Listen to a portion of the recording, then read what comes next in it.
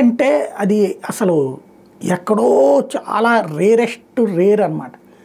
నాకు తెలిసి నేను డిగ్రీ చదువుతున్నటువంటి సందర్భంలో ఇండియన్ గ్యాస్ కనెక్షన్కి సంబంధించి ఒక ప్రాబ్లం వచ్చి ఆ గ్యాస్ కనెక్షన్ కాగితం అక్కడ లోకల్గా ఉన్నటువంటి ఏజెన్సీ వాళ్ళని అడిగితే హెడ్ ఆఫీస్లో అడగన్నారు.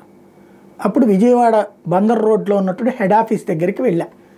అప్పుడు అక్కడ పైన 4వ అంతస్తు అన్నారు. సరే ఎక్కక తప్పదు కాబట్టి ఎక్కుతానికి బయలుదేరుతుంటే లిఫ్ట్ ఉందయ్యా అని చెప్పారు. ఎవరు లిఫ్ట్ అంటే ఏంటని అడిగి అప్పుడు ఇట్లా ఉంటుంది రా అని చెప్పేసి ఎక్కించి దాంట్లో నెంబర్ నొక్కితే అలా నుంచున్నట్టే మనం పైకి వెళ్ళాం. అప్పుడు మొట్టమొదటిసారి లిఫ్ట్ చూసా.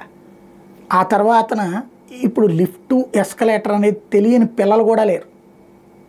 రైల్వే స్టేషన్లో ఎక్కేస్తున్నారు, ఎస్కలేటర్లు లిఫ్ట్లు ఎక్కేస్తున్నారు, ఇట్లాగా విపరీతంగా. అయితే ఇళ్లల్లో కూడా లిఫ్ట్లు పెట్టేసుకుంటున్నారు. ఇప్పుడు 2వ అంతస్తు అంటేనే వామ్మో అంటున్న పరిస్థితులు.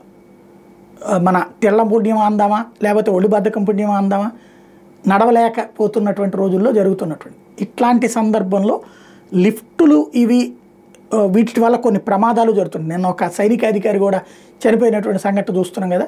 ఇట్లాంటి సందర్భంలో లిఫ్టులకు సంబంధించి ఒక కొత్త చట్టాన్ని రాష్ట్ర ప్రభుత్వం తీసుకొచ్చింది.